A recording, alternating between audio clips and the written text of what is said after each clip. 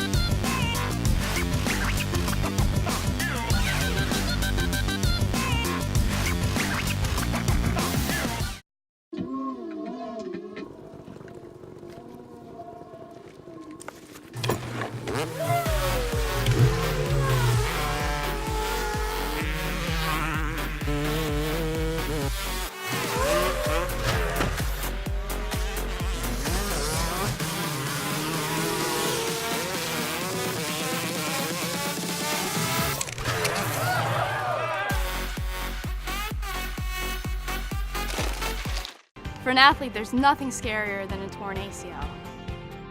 Athletes trust us with their care and their careers because we're a recognized leader in sports medicine. Get back to your active life sooner with MedStar Sports Medicine.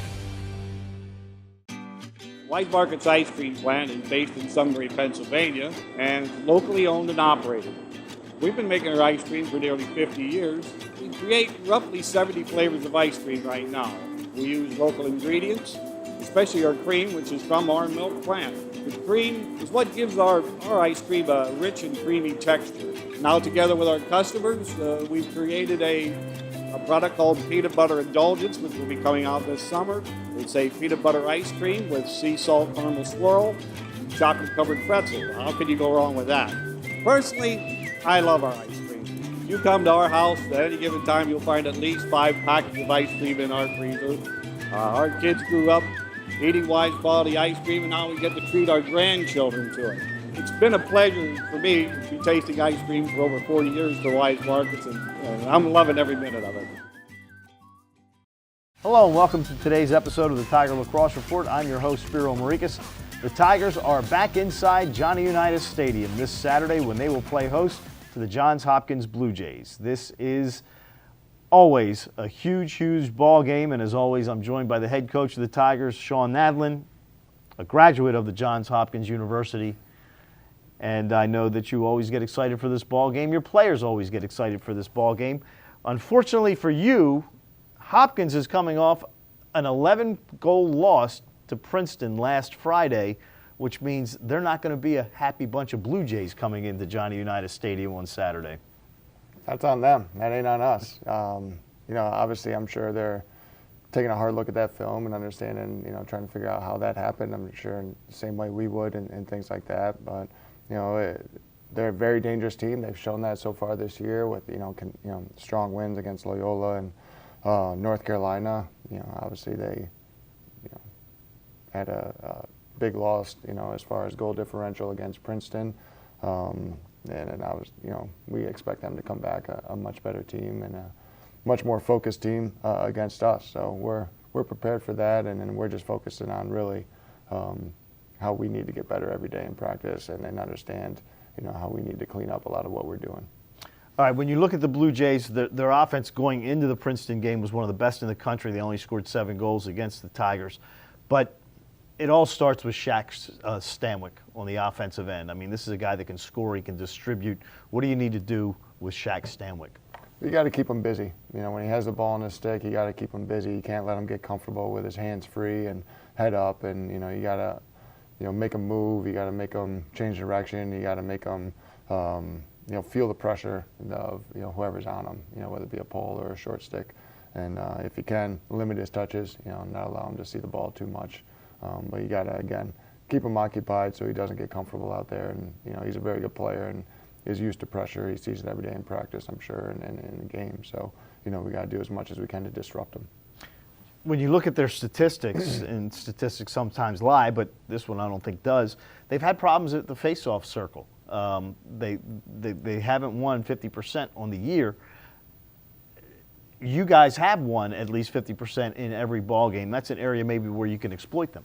We hope so. We definitely hope so, especially after the previous game against UMBC, where we didn't, play probably as well as we needed to, whether it be right at the X or on the wings, where we had some good opportunities for ground balls. We need to clean that up. We need to be better there, to hopefully put the advantage, of possession time off the face-off going our way. They're talented there. They got good, scrappy wings.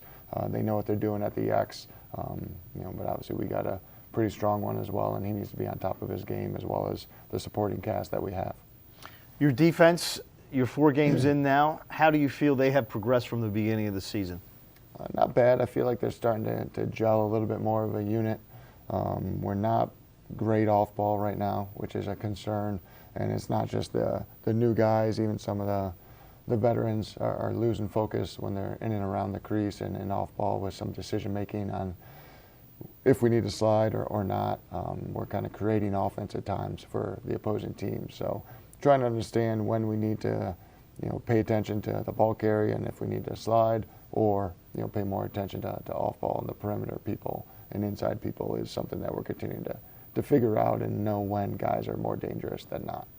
Jack Adams has only played a couple of ball games for you so far this season. He's possibly the best short stick defensive middie in the country. When you have to move guys around like Tyler Young, you moved last week, how does that affect you? It's just like anything. It can kind of mess with your chemistry a little bit. Guys that have been put into a role that haven't been there all season, they're not kind of used to the communication. We haven't really played Tyler in that area at all this year. He's been primary offensive middie. He's played it, but it was back in his sophomore year, so 2 years ago. Again, just like anywhere, if you put somebody new into the mix, there could be a little bit of a learning curve and chemistry issue. And, even though the systems are the same, it's still, the personnel need to run it effectively. Obviously, you hope to have Jack back this week against Hopkins. We'll see what happens there. But Zach Goodrich continues to amaze. The sophomore is, this guy, I know you're happy you've got him for 2 more years after this one. Absolutely. Zach continues to improve and, be an impact guy for us on the field. We're doing a lot on the wings. Defensively, I think he's one of the toughest matchups on our defense. That includes the poles that we have. Zach moves his feet well. He's physical. He's great in transition, comes down, and he's a threat. We need to work on some decision making at times. When we do bring the ball down, he wants to make things happen, on the offensive end and try to be a threat. But there's also times where he needs to take a step back, take a breath, move it to the attack, and look to get off. So continue to work with him. He's a sophomore, and he's trying to make an impact, but trying to teach him how to be smarter at times. When you look at the Blue Jays defensively, what do you see from them? A team that believes in what they're doing in regards to a system. They're tough with their shorties. I think they're very dynamic in the transition game. If they really want to push their poles, again, they do a great job communicating and moving and rotating. They don't give up too much on the inside, and they're a very good unit collectively together. So it doesn't surprise me with the way Coach Petramala coaches those guys, that they are like that. And it's a tough group, but they've also shown that they can be vulnerable at times as well. It's a system you're familiar with, isn't it? Most of it, yeah.